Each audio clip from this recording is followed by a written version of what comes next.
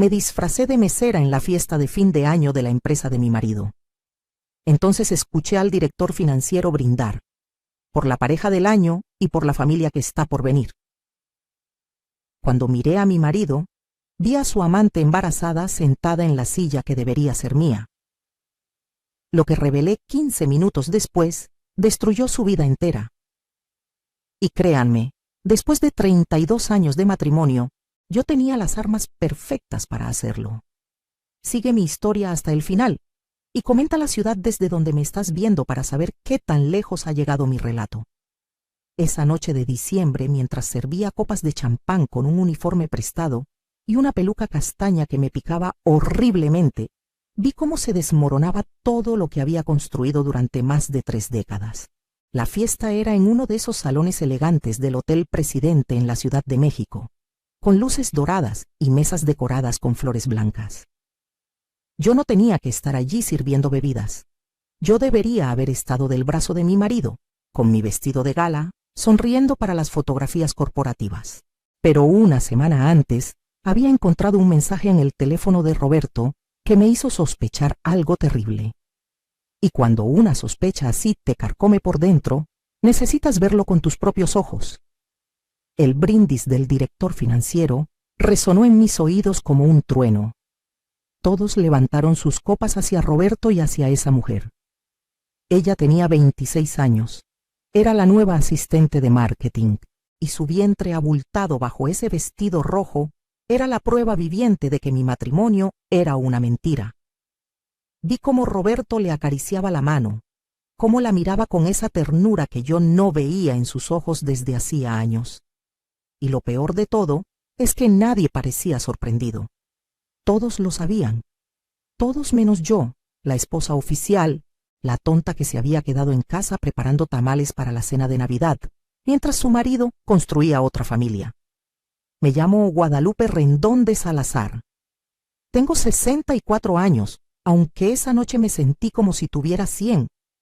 Nací en un pueblo pequeño de Guanajuato, donde mi padre trabajaba en una fábrica de zapatos y mi madre cosía ropa para las familias del pueblo. Cuando tenía 20 años, conocí a Roberto en una feria patronal. Él estudiaba administración de empresas en la capital y había vuelto al pueblo a visitar a sus abuelos. Era guapo, ambicioso, y me prometió una vida mejor que la que yo conocía. Me casé con él 6 meses después. Dejé mi pueblo, dejé a mi familia, dejé todo lo que conocía para seguirlo a la Ciudad de México. Los primeros años fueron difíciles. Roberto trabajaba todo el día y estudiaba por las noches. Yo limpiaba casas para ayudar con los gastos. Lavaba, planchaba, cocinaba para familias que ni siquiera me dirigían la mirada. Mis manos se llenaron de callos. Mi espalda se encorvó de tanto fregar pisos, pero todo era por nuestro futuro. Por el futuro de Roberto, me decía a mí misma. Cuando él finalmente consiguió su primer trabajo en una empresa importante, yo seguí trabajando para que pudiéramos ahorrar. Cuando nació nuestro hijo, Javier, dejé de limpiar casas, pero empecé a vender comida. Hacía quesadillas, tamales, atole, y los vendía en la puerta de nuestra casa. Cada peso que ganaba iba para la educación de Javier, para los trajes nuevos de Roberto, para mantener las apariencias que su trabajo exigía. Roberto fue ascendiendo en la empresa. De asistente pasó a supervisor, luego a gerente, después a director regional. Con cada ascenso nuestra casa mejoraba, nuestro automóvil se hacía más grande, nuestras vacaciones más costosas. Pero yo seguía siendo la misma Guadalupe del pueblo, la que se levantaba a las 5 de la mañana para preparar el desayuno, la que planchaba camisas hasta que quedaban perfectas, la que organizaba las cenas de negocios en nuestra casa y se aseguraba de que todo fuera impecable. Roberto me decía que yo era su pilar, su apoyo incondicional. Yo le creía, nunca le pedí lujos para mí. Cuando él llegaba con un reloj nuevo o con zapatos italianos, yo me alegraba por su éxito. Cuando sus compañeros de trabajo organizaban viajes a Cancún o a Los Cabos con sus esposas, yo decía que prefería quedarme en casa, que los viajes me mareaban, que estaba bien así. La verdad es que Roberto nunca me invitó. Siempre tenía una excusa, que era viaje de negocios, que iban solo hombres, que sería aburrido para mí. Y yo, como tonta, asentía y me quedaba bordando servilletas o viendo mis telenovelas. Nuestro hijo Javier creció y se fue a estudiar a Monterrey. Consiguió un buen trabajo allá y se casó con una muchacha del norte. Casi no lo veo. Llama en Navidad, en mi cumpleaños y poco más. Cuando le conté mis sospechas sobre su padre, me dijo que no me metiera en problemas, que ya estaba grande para estos dramas, que seguramente era mi imaginación. Esas palabras me dolieron más que cualquier infidelidad. Mi propio hijo me pedía que me callara y aguantara. Los primeros indicios fueron sutiles. Roberto comenzó a llegar más tarde del trabajo. Antes llegaba a las 7. Cenábamos juntos, veíamos un rato la televisión. Pero desde hacía un año llegaba a las 10, 11 de la noche, a veces casi a la medianoche. Decía que había muchos proyectos, que la empresa estaba expandiéndose, que tenía reuniones importantes. Yo le calentaba la cena, le servía, y él comía en silencio mirando su teléfono. Cuando le preguntaba por su día, me respondía con monosílabos. Bien, cansado, nada nuevo. Luego empezaron los viajes. 1 o 2 fines de semana al mes tenía que viajar a Guadalajara, a Querétaro, a Puebla, siempre por trabajo, siempre urgente. Yo me quedaba sola en esa casa grande que habíamos comprado en Las Lomas, viendo cómo las paredes me devolvían el eco de mi soledad. Hablaba con mis plantas, con las fotografías de mi madre, que había fallecido 5 años atrás, con el rosario que rezaba cada noche, pidiendo que mi matrimonio mejorara. Una tarde de octubre, hace unos 4 meses, Roberto olvidó su teléfono en casa. Se había ido apurado a una reunión y lo dejó cargando en la recámara. Yo estaba tendiendo la cama cuando vi la pantalla iluminarse. Un mensaje. Mi amor, anoche fue mágico. No puedo esperar a verte otra vez. El contacto decía Carlos Oficina, pero el mensaje claramente no era de ningún Carlos. Las manos me temblaron tanto que casi tiro el teléfono. Intenté abrirlo, pero tenía contraseña. Nunca había tenido contraseña antes. Esa noche, cuando Roberto llegó, actué como si nada. Le serví su cena, le pregunté por su día, le sonreí como siempre. Pero por dentro algo se había roto. Comencé a observar más. Sus camisas tenían un perfume que no era el mío. Encontré un recibo de un restaurante carísimo al que nunca me había llevado. Vi cargos en el estado de cuenta de una joyería, pero yo no había recibido ningún regalo en años. Todo estaba ahí, frente a mis ojos, pero yo había estado demasiado ciega o demasiado asustada para verlo. Hace un mes, Roberto llegó más contento que de costumbre. Me dijo que la empresa haría una gran fiesta de fin de año en el Hotel Presidente, que sería un evento muy elegante, que asistiría gente importante. Esperé que me invitara. Esperé que dijera, tenemos que buscarte un vestido bonito, o será nuestra noche. Pero no. En lugar de eso, me dijo que yo no tenía que ir, que sería aburrido para mí, que eran puros negocios y política de oficina, que era mejor que me quedara en casa tranquila. Algo dentro de mí se reveló esa noche. Por primera vez en 32 años, decidí no obedecer ciegamente. Llamé a mi prima Rosario, que trabaja en una agencia de personal temporal, y le pedí un favor enorme. Necesitaba que me consiguiera un lugar como mesera en esa fiesta.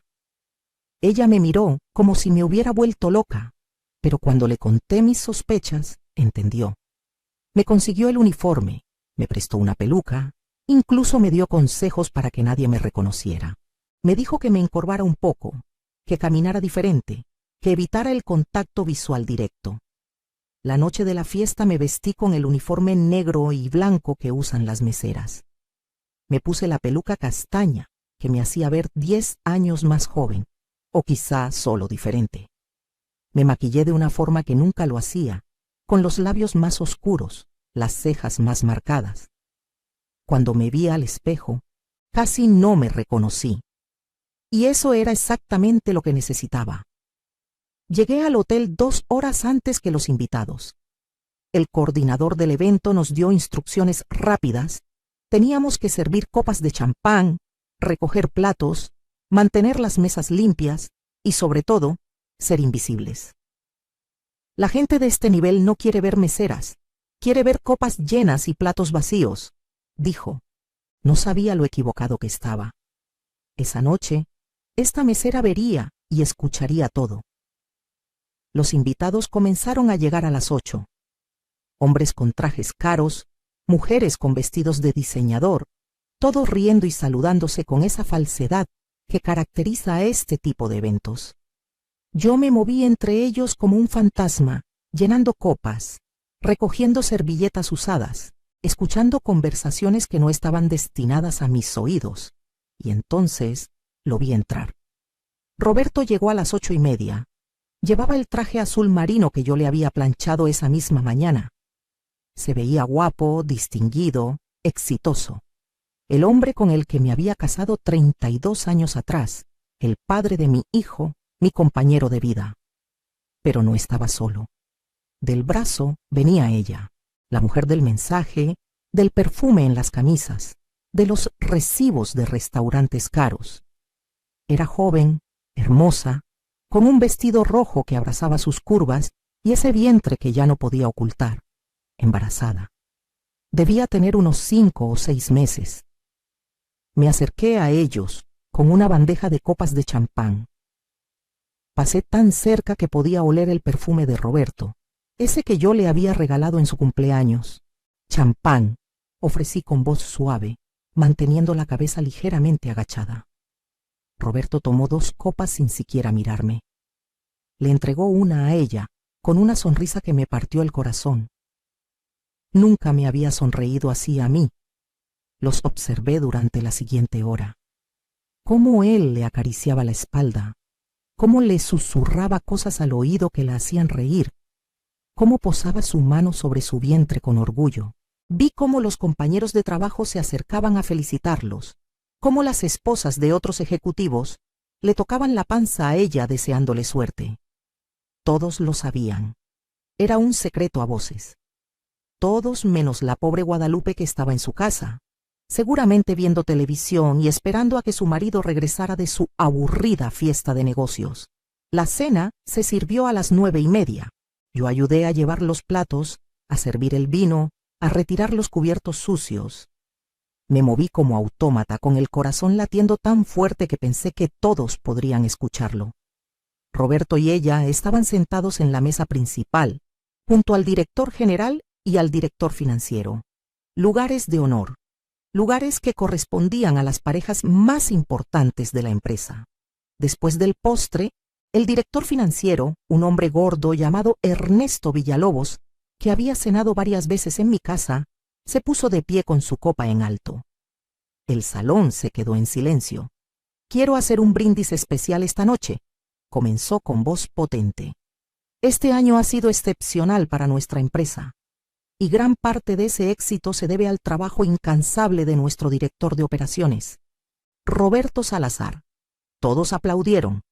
Roberto se puso de pie y saludó con modestia fingida.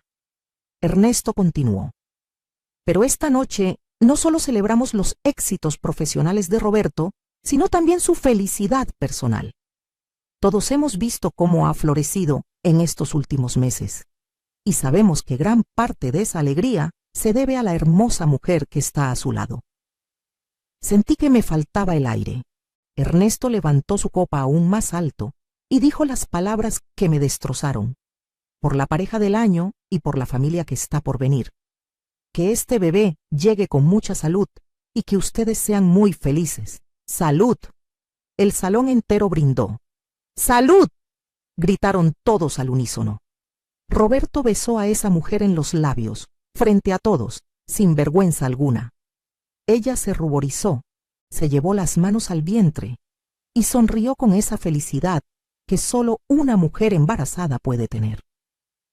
La felicidad que debería haber sido mía cuando esperaba a Javier, pero que nunca tuve porque Roberto estaba demasiado ocupado con su carrera como para celebrarme.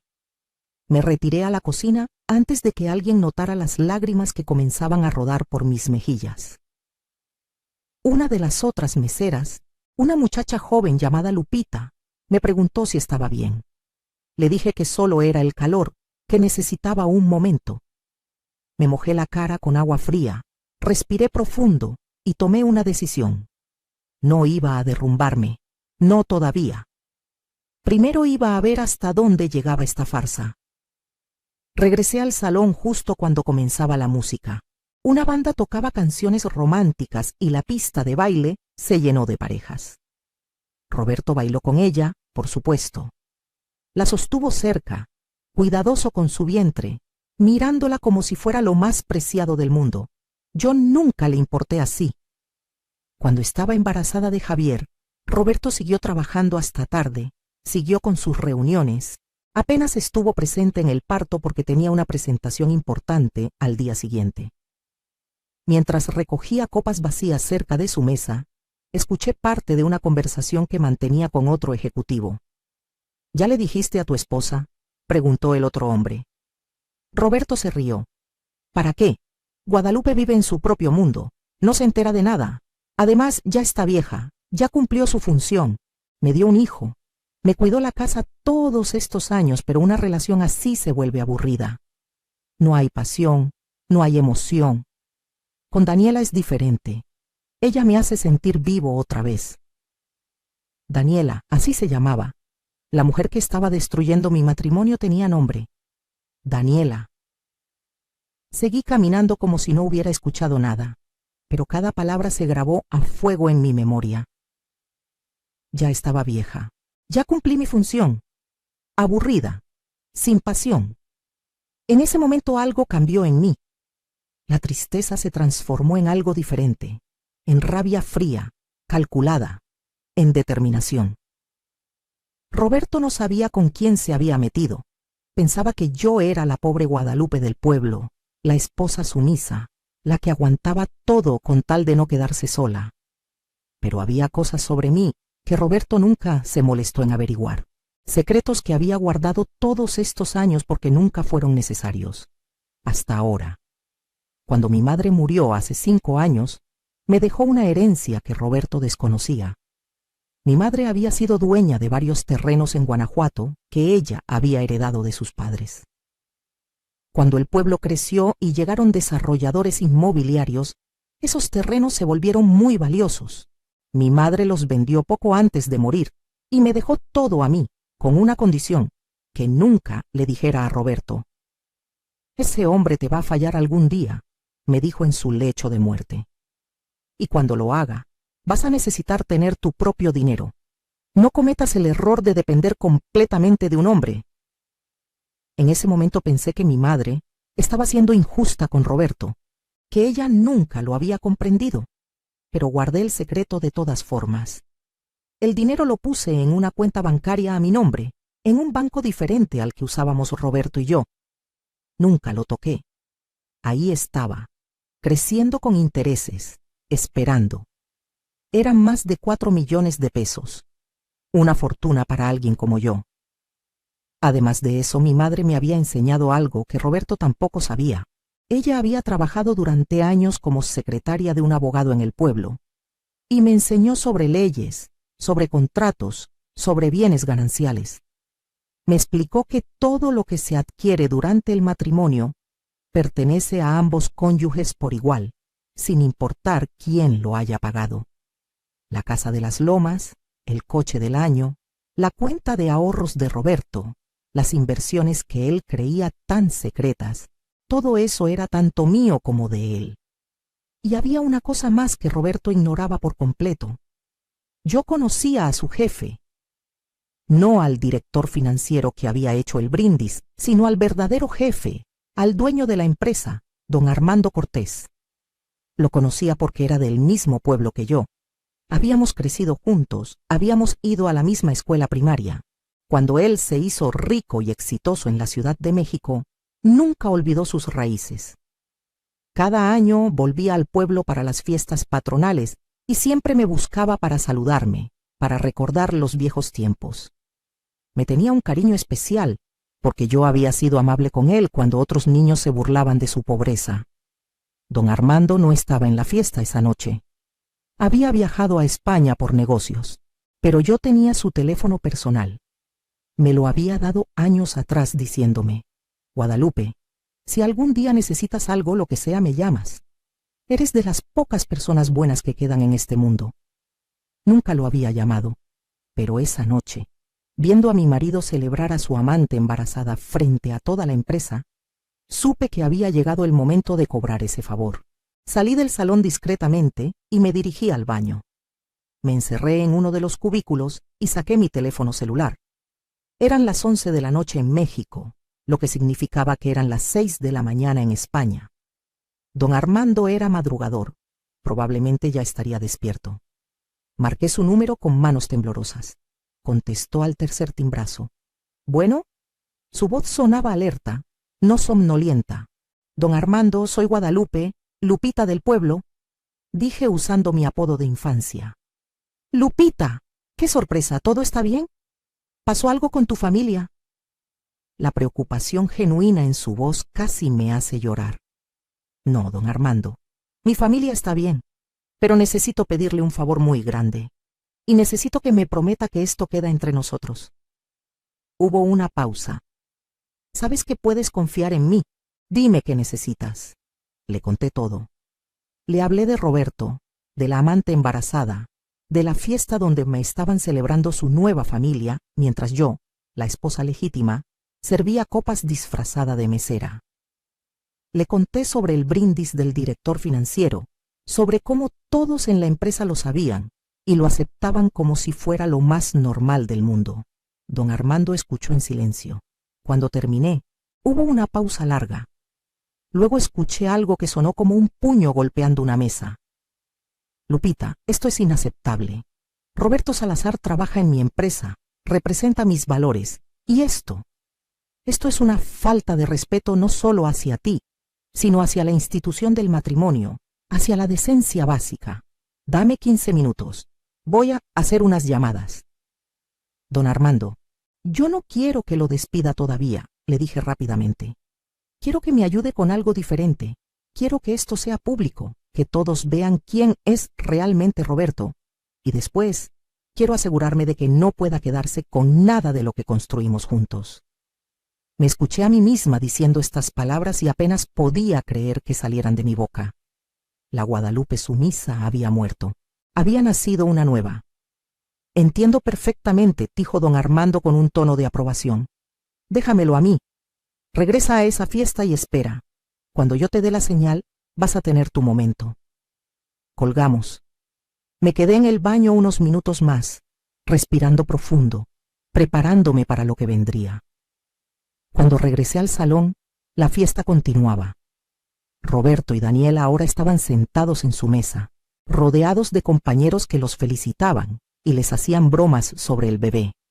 Ella reía, él se veía orgulloso, la escena perfecta de la felicidad. Continué con mi trabajo de mesera, recogiendo platos, sirviendo postres, llenando copas. Nadie me prestaba atención. Era invisible, exactamente como el coordinador había dicho. Pero yo lo veía todo, lo escuchaba todo. Escuché a las esposas de otros ejecutivos cuchichear sobre cómo Daniela había casado bien a Roberto. Escuché a los hombres hacer comentarios sobre lo afortunado que era de tener una mujer tan joven y hermosa. Escuché a la propia Daniela contarle a una amiga que Roberto le había prometido que se divorciaría de mí después de Año Nuevo, que solo estaba esperando el momento adecuado. Pasaron 10 minutos. 15. Yo empezaba a preguntarme si don Armando realmente podría hacer algo desde España cuando vi al coordinador del evento acercarse apresuradamente al micrófono. Se veía nervioso, confundido. Alguien le había dado instrucciones nuevas. Disculpen, damas y caballeros, dijo interrumpiendo la música. Tenemos una situación especial. He recibido una llamada del señor Armando Cortés, nuestro director general, quien se encuentra en España, pero ha querido participar en esta celebración de una manera muy especial. Se hizo un silencio expectante en el salón. El coordinador conectó su teléfono a las bocinas del sonido. Don Armando quiere dirigir unas palabras a todos los presentes. La voz de don Armando resonó en todo el salón, clara y potente. Buenas noches a todos. Lamento no poder estar físicamente con ustedes en esta celebración, pero la distancia no me impide compartir este momento tan importante. Esta noche he recibido información sobre algo que está sucediendo en esta fiesta que requiere mi atención inmediata. Vi cómo Roberto se ponía pálido. Daniela lo miró confundida. Los demás invitados se miraban entre sí sin entender qué estaba pasando.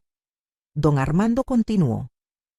Me han informado que el director financiero, Ernesto Villalobos, hizo un brindis celebrando a una pareja y un embarazo. Me gustaría aclarar algunos puntos sobre esta situación. Primero, quiero decir que en mi empresa valoramos la familia, la lealtad y la integridad. Segundo, me gustaría invitar a alguien muy especial a que se quite ese disfraz de mesera y se una a nosotros en esta conversación.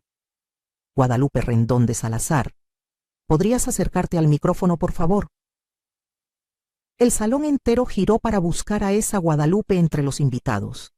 No me encontraban, por supuesto, porque no estaba sentada en ninguna mesa. Estaba de pie junto a la pared, con mi uniforme de mesera y mi peluca castaña. Varios pares de ojos finalmente se posaron en mí. Roberto me vio y su cara pasó de la confusión al shock absoluto. Se puso de pie tan rápido que tiró su silla. Me quité la peluca lentamente. Mi cabello gris, recogido en un moño apretado, quedó a la vista. Me acerqué al centro del salón con pasos firmes. Todas las miradas estaban sobre mí. El silencio era tan profundo que podía escuchar mi propia respiración. Aquí estoy, don Armando, dije con voz clara. Guadalupe, mi querida amiga de la infancia, dijo don Armando a través de las bocinas. Primero quiero ofrecerte una disculpa en nombre de mi empresa. Lo que ha sucedido aquí esta noche es inaceptable. Roberto Salazar, ¿sigues ahí? Roberto apenas podía hablar. Sí, señor. Su voz salió temblorosa. Roberto, tengo algunas preguntas para ti. ¿Es verdad que estás teniendo una aventura con Daniela Méndez, una empleada 26 años menor que tú?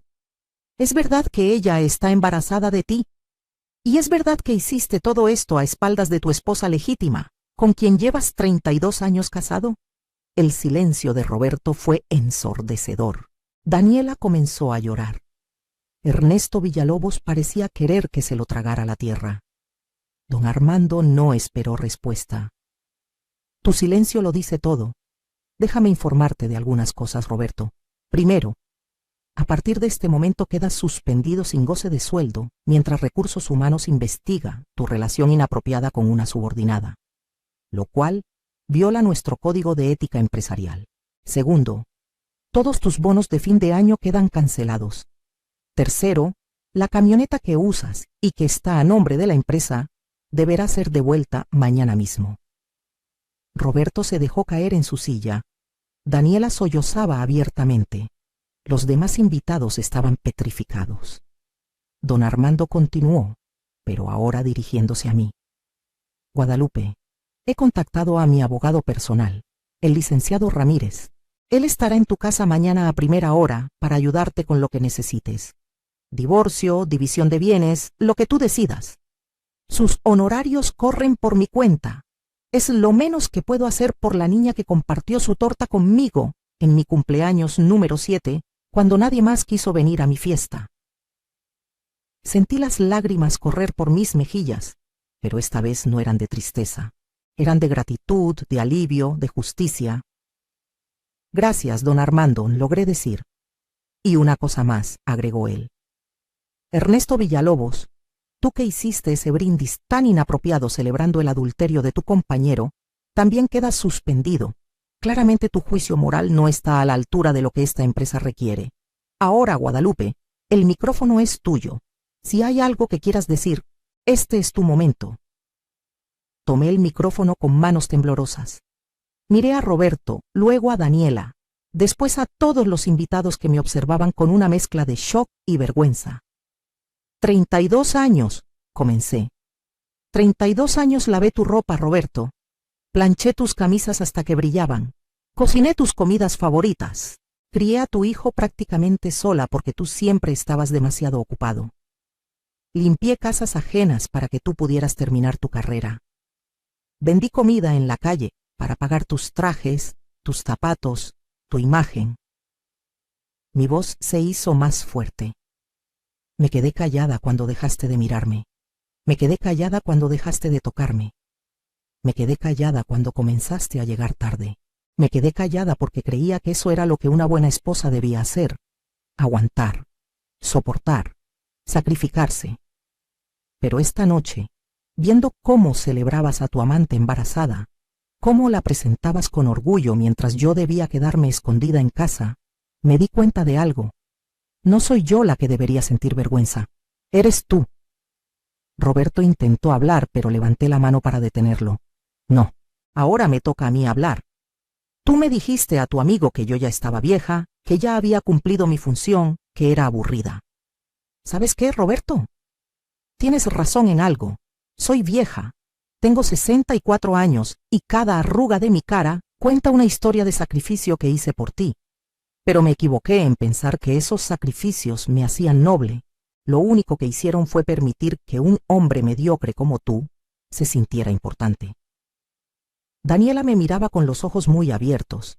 Me dirigí a ella directamente. ¿Y tú, niña, crees que ganaste algo? ¿Crees que porque llevas a su hijo en el vientre eres especial? Déjame decirte lo que te espera.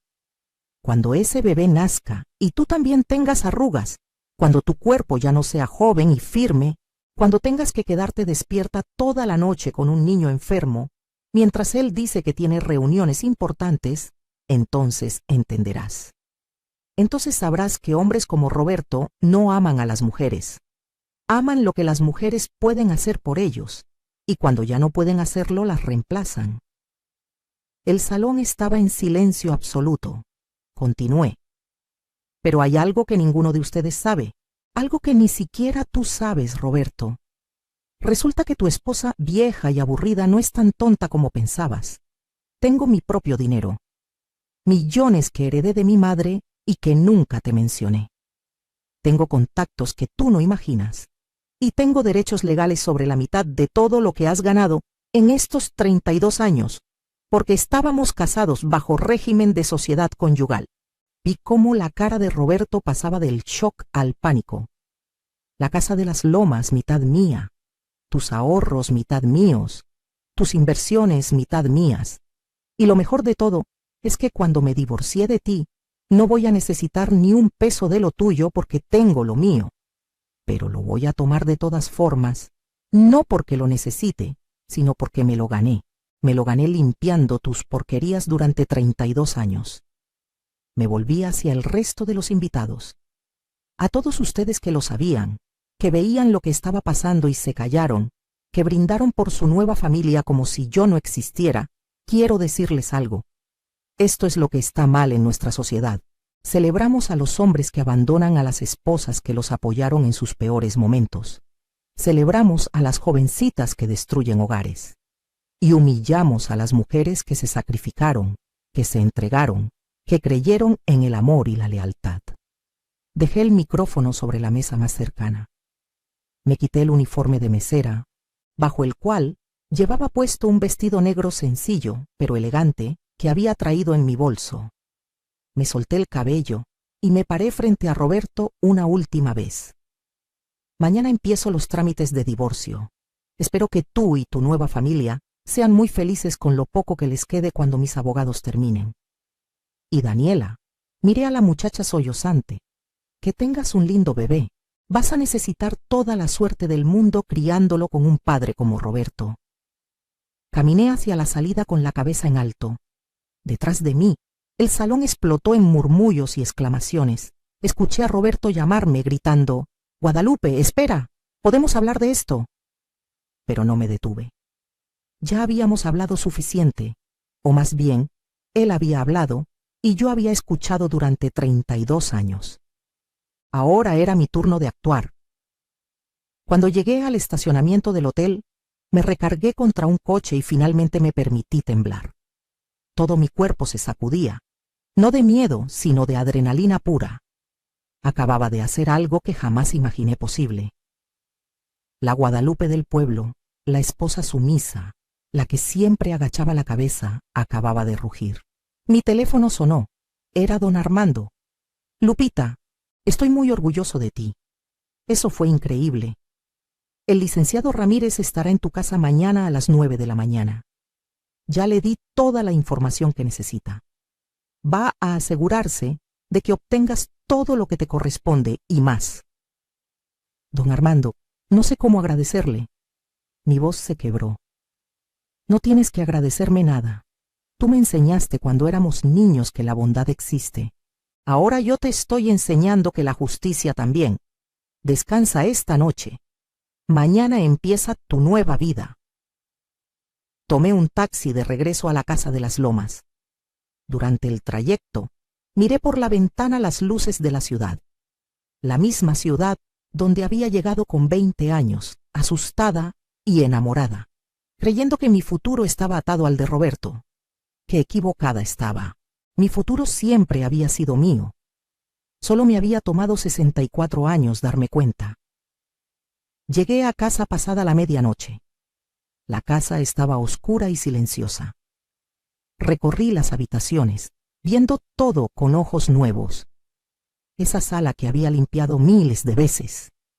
Ese comedor donde había servido cenas a los jefes de Roberto, sonriendo aunque estuviera exhausta. Esa recámara donde había dormido sola tantas noches, mientras él inventaba excusas para llegar tarde. Pronto nada de esto sería mío, pero tampoco sería de él. Lo venderíamos, y yo tomaría mi mitad para empezar de nuevo. Roberto llegó a las 3 de la mañana. Lo escuché entrar, tropezarse con algo en la sala, maldecir. Subió las escaleras tambaleándose. Olía a whisky. Se había emborrachado después de la fiesta. Entró a la recámara y encendió la luz. Yo estaba sentada en la cama, completamente vestida, esperándolo. Guadalupe, tenemos que hablar, dijo arrastrando las palabras. Ya no hay nada de qué hablar, Roberto. Mañana viene mi abogado. Prepara el tuyo. Me miró con ojos inyectados de sangre. Estás cometiendo un error. Daniela no significa nada, fue solo una aventura. El bebé, bueno, eso fue un accidente. Pero tú eres mi esposa. 32 años juntos no se tiran a la basura por un desliz. Me reí. Fue una risa amarga, cansada. ¿Un desliz? Roberto, la metiste a la fiesta de la empresa del brazo. Tu jefe hizo un brindis por ella. Todos lo saben. Y lo peor es que te escuché. Te escuché decirle a tu amigo que yo ya estaba vieja, que ya había cumplido mi función, que soy aburrida. Esas palabras no fueron un desliz. Fueron tu verdad. Se acercó a mí intentando tomar mi mano, pero me alejé. ¿Sabes qué es lo más triste de todo esto? Que yo te hubiera perdonado. Si hubieras venido a mí hace un año, hace 6 meses, incluso hace un mes, y me hubieras dicho, Guadalupe, cometí un error, lo siento, yo probablemente te habría perdonado, porque eso era lo que yo hacía. Perdonar, aguantar, sacrificarme. Pero ya no soy esa mujer. Roberto se dejó caer en la cama. ¿Qué quieres? ¿Dinero? Te daré lo que quieras. ¿La casa? Quédatela. Solo no hagas esto público. Don Armando ya me suspendió, pero si esto llega a más gente, si se hace más escándalo, podría perder mi trabajo completamente. ¿Sabes cuánto tiempo me tomó llegar a donde estoy? Lo sé perfectamente, respondí con calma. Sé exactamente cuánto tiempo te tomó porque yo estuve ahí cada paso del camino. Cuando estudiabas y yo limpiaba casas. Cuando empezaste en la empresa y yo vendía tamales para que tuvieras ropa decente. Cuando te ascendían y yo organizaba cenas para impresionar a tus jefes. Estuve ahí, Roberto. Siempre estuve ahí. Y ahora me doy cuenta de que lo único que gané con eso fue ser invisible. No eres invisible, protestó él débilmente. Eres mi esposa, la madre de mi hijo. Javier, lo interrumpí. Llamé a Javier hoy, le conté todo. ¿Sabes qué me dijo? Me dijo que era mi culpa por meterme en problemas, que debía dejarte en paz. Tu hijo, Roberto. El hijo que yo parí, que yo crié, que yo cuidé cuando tenía fiebre mientras tú estabas en tus reuniones. Ese hijo me dijo que me callara y aguantara. ¿Sabes por qué? Porque tú le enseñaste que las mujeres debemos aguantar, que nuestro valor está en callarnos y servir. Roberto se cubrió la cara con las manos. Lo siento mucho. Fui un idiota, un completo idiota. Pero Guadalupe, por favor, dame una oportunidad de arreglarlo. Ya tuviste 32 años de oportunidades, dije, poniéndome de pie. Ahora voy a dormir en la habitación de huéspedes. Mañana a primera hora viene mi abogado. Te sugiero que llames al tuyo. Y Roberto, sobre lo que preguntaste de qué quiero. Quiero mi mitad de todo. Cada peso que ganaste mientras estuvimos casados, la mitad es mía. Y lo voy a tomar. No porque lo necesite, sino porque me lo gané. Salí de la habitación dejándolo ahí sentado. Dormí en la habitación de huéspedes por primera vez en 32 años. Y por primera vez en mucho tiempo, dormí profundamente, sin pesadillas, sin ansiedad. Desperté con la salida del sol sintiéndome extrañamente ligera. A las 9 en punto sonó el timbre. Era el licenciado Ramírez, un hombre de unos 50 años con portafolio de cuero y una presencia que inspiraba confianza. Señora Salazar, don Armando me ha puesto al tanto de su situación. Estoy aquí para asegurarme de que usted obtenga justicia. Nos sentamos en el comedor, el mismo donde había servido tantas cenas. Roberto bajó las escaleras con aspecto demacrado. No había dormido nada. El licenciado sacó documentos y comenzó a explicar. Bajo el régimen de sociedad conyugal bajo el cual están casados, todos los bienes adquiridos durante el matrimonio pertenecen a ambos por igual. Esto incluye esta casa, valorada en aproximadamente 8 millones de pesos, los ahorros en las cuentas bancarias, las inversiones, el plan de retiro del señor Salazar, todo. Roberto palideció, pero yo gané ese dinero, yo trabajé por él. El licenciado lo miró con frialdad. Y su esposa trabajó cuidando su hogar, criando a su hijo, permitiéndole a usted enfocarse en su carrera. La ley reconoce ese trabajo como igual de valioso. Durante las siguientes horas, el licenciado Ramírez desglosó todo. La casa se vendería y las ganancias se dividirían. Las cuentas bancarias se partirían por la mitad. Las inversiones, igual. El plan de retiro de Roberto, cuando llegara el momento de cobrarlo, también se dividiría. Roberto intentó protestar, argumentar, negociar, pero el licenciado era implacable. Señor Salazar, puedo hacer esto de manera amistosa o puedo hacerlo en corte. Si vamos a corte, el proceso será público, costoso y probablemente obtendrá un resultado menos favorable, especialmente considerando que tiene un hijo no matrimonial en camino, lo cual puede afectar sus obligaciones futuras. Al final del día, Roberto firmó los documentos preliminares. El divorcio tomaría algunos meses en procesarse completamente, pero los términos estaban establecidos.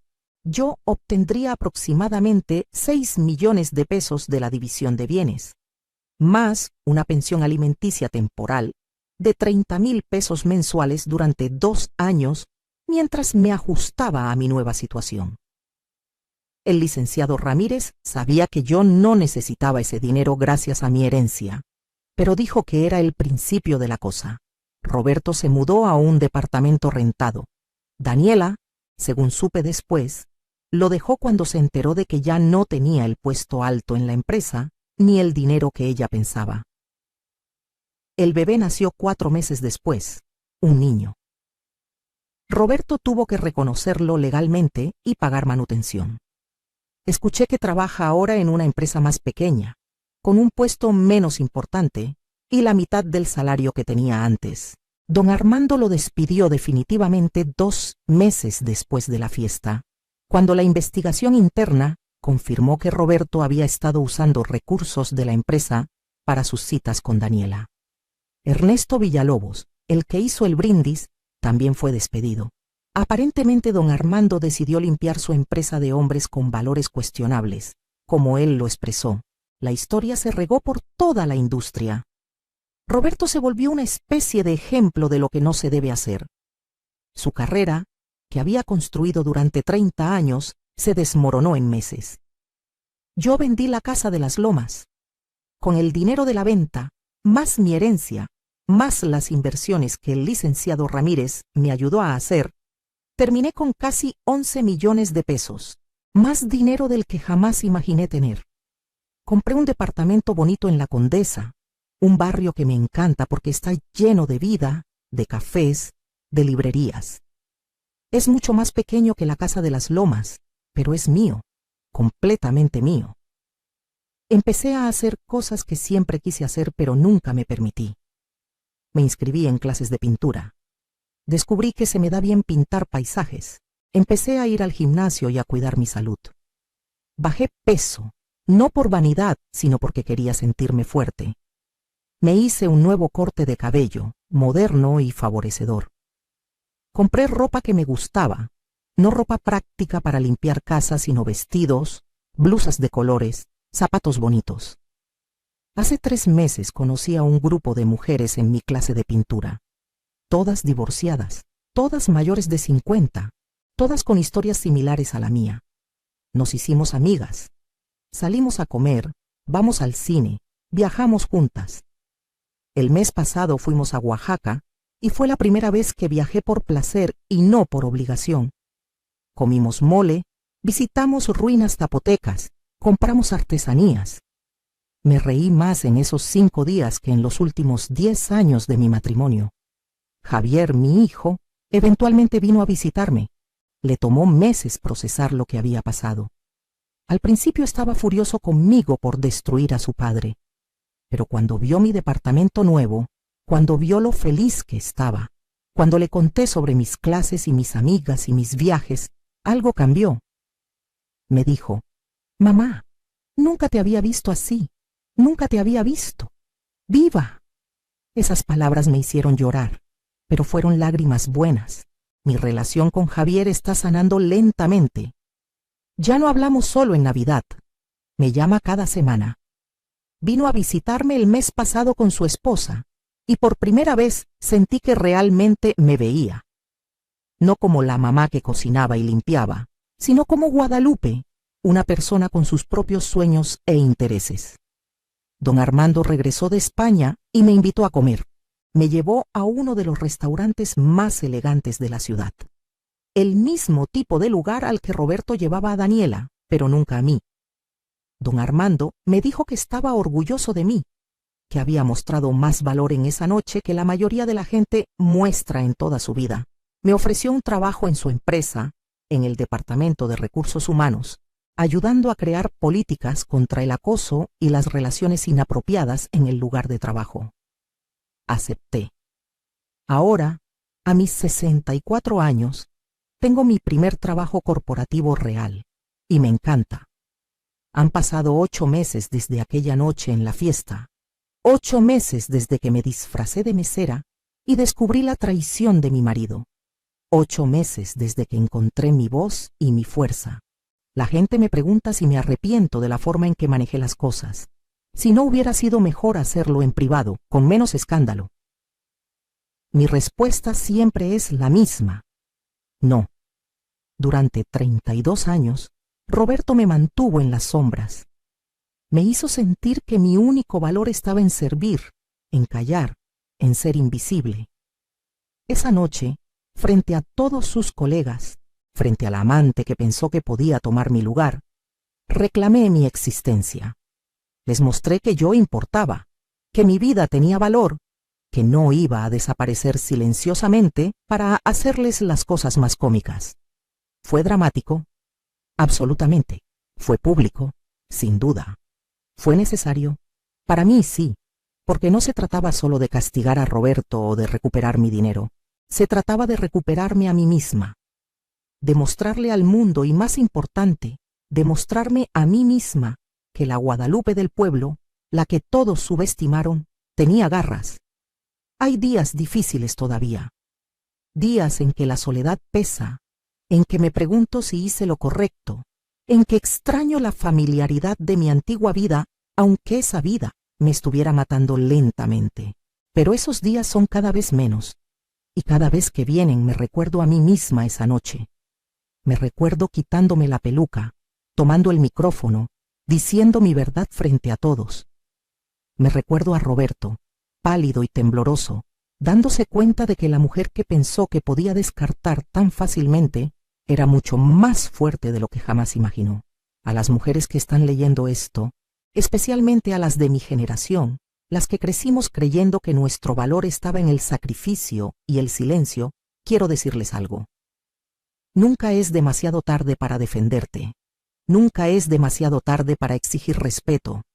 Nunca es demasiado tarde para empezar de nuevo. Yo lo hice a los 64 años. Si yo pude, tú también puedes. No estoy diciendo que todas deban divorciarse o confrontar a sus parejas públicamente. Cada situación es diferente. Pero lo que sí estoy diciendo es esto. No te conformes con menos de lo que mereces. No te quedes callada cuando deberías gritar. No te hagas pequeña para que otros se sientan grandes. Tu vida, tu felicidad, tu dignidad valen tanto como las de cualquier otra persona. Hoy, mientras escribo esto desde mi balcón en La Condesa, con una taza de café recién hecho y el sol de la mañana iluminando mi departamento, me siento en paz. Tengo 64 años, estoy divorciada, trabajo por primera vez en una oficina, estoy aprendiendo a pintar y soy más feliz de lo que he sido en décadas. Mi vida no es perfecta, pero es mía, finalmente, completamente mía. Roberto sigue intentando contactarme de vez en cuando. Mensajes diciendo que cometió un error, que me extraña, que las cosas podrían ser diferentes. Borro esos mensajes sin responder. Él tuvo 32 años para valorarme. Ahora yo uso mi tiempo en valorarme a mí misma. El bebé de Daniela tiene ahora 4 meses.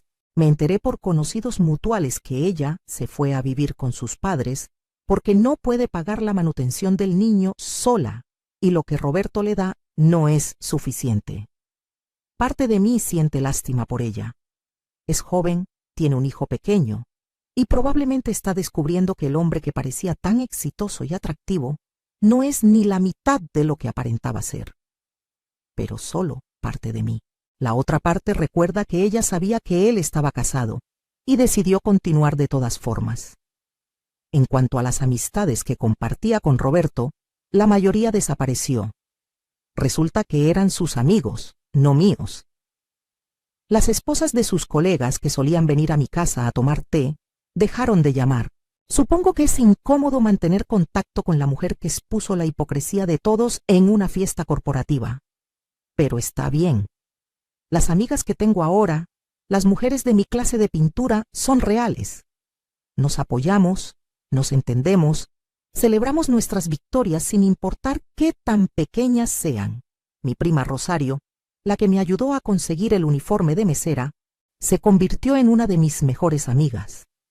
Ella fue la primera en apoyarme, la primera en creer en mí cuando ni siquiera yo creía en mí misma. Ahora viajamos juntas, vamos a conciertos, hacemos cosas que mujeres de nuestra edad no deberían hacer según los estándares de la sociedad. La semana pasada fuimos a un concierto de rock, nos paramos hasta adelante, gritamos las canciones y nos sentimos vivas y libres. Don Armando se ha convertido en algo así como un mentor y amigo. Me invita regularmente a eventos de la empresa, no como la esposa invisible de alguien, sino como Guadalupe Rendón, gerente de bienestar laboral. La gente me respeta, escucha mis opiniones, valora mis contribuciones. Es una sensación extraña y maravillosa ser vista por quien soy, no por a quien pertenezco. En mi trabajo, he ayudado a implementar políticas nuevas, talleres sobre acoso, canales confidenciales para reportar conductas inapropiadas, consecuencias reales para quienes abusan de su poder. Cada vez que ayudo a alguien, especialmente a las mujeres jóvenes que apenas empiezan sus carreras, Siento que estoy convirtiendo mi dolor en algo útil. Estoy usando mi experiencia para que otras no tengan que pasar por lo mismo. He empezado a escribir mis memorias. No sé si algún día las publicaré, pero el proceso de escribir, de poner en palabras todo lo que viví, todo lo que sentí, todo lo que aprendí, ha sido terapéutico. Mi terapeuta, otra cosa nueva en mi vida, dice que escribir es una forma de procesar el trauma y reclamar tu narrativa. Y eso es exactamente lo que estoy haciendo. También me reconcilié con mi pasado. Volví a mi pueblo en Guanajuato por primera vez en años. Visité la tumba de mi madre y le agradecí por su sabiduría, por insistir en que guardara ese dinero, por prepararme para un día que ella sabía que llegaría, aunque yo me negaba a verlo. Caminé por las calles donde crecí, visité la escuela primaria donde conocí a don Armando, me senté en la plaza donde Roberto me propuso matrimonio hace tantos años. Ese pueblo ya no me da tristeza, ya no represente todo lo que dejé atrás. Ahora representa mis raíces, mi fuerza, de donde vengo. Soy la niña del pueblo que se fue a la ciudad y sobrevivió. Más que sobrevivir, prosperé. A mi manera, en mis términos. Más tarde de lo que hubiera querido.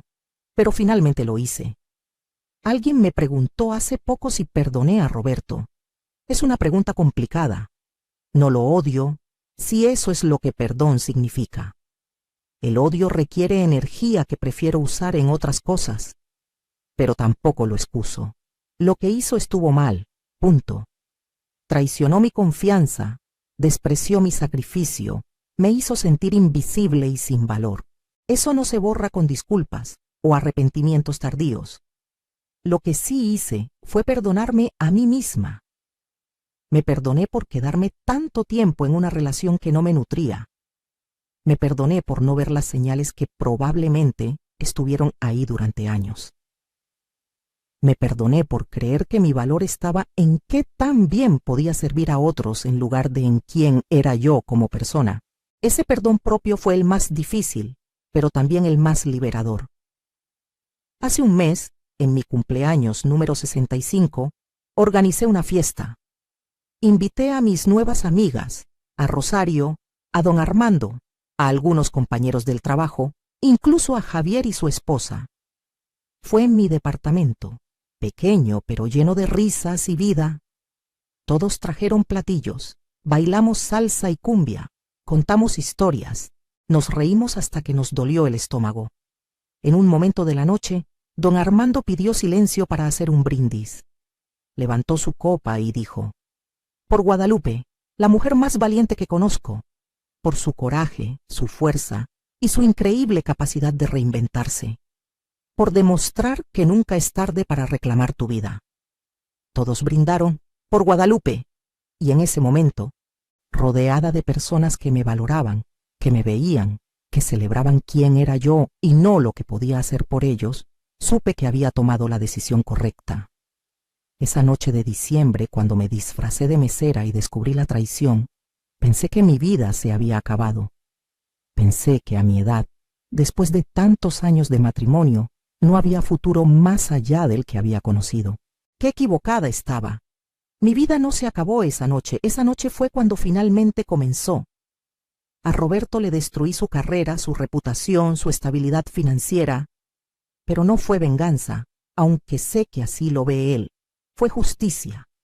Fue reclamar lo que era mío por derecho. Fue negarme a desaparecer silenciosamente para que él pudiera continuar su vida sin consecuencias. Fue enseñarle que las mujeres que subestiman eventualmente se levantan, y cuando lo hacen, tienen el poder de cambiar todo. ¿Qué harías en mi lugar? ¿Te habrías quedado callada? ¿Habrías confrontado en privado? ¿O habrías hecho lo que yo hice, reclamar tu dignidad frente a todos los que pensaron que podían ignorarte? Comenta abajo. Me encantaría saber tus pensamientos, tus historias, tus propias experiencias de encontrar tu fuerza. Y recuerda, no importa cuántos años tengas, no importa cuánto tiempo hayas estado en una situación que te minimiza, siempre puedes cambiar tu historia. Siempre puedes quitarte el disfraz que otros te pusieron y mostrarle al mundo quién realmente eres. Yo lo hice a los 64 años. Si yo pude, cualquiera puede. Esta es mi historia. La historia de cómo una noche destruí la vida de mi marido, pero en el proceso construí la mía propia. Y no me arrepiento de nada.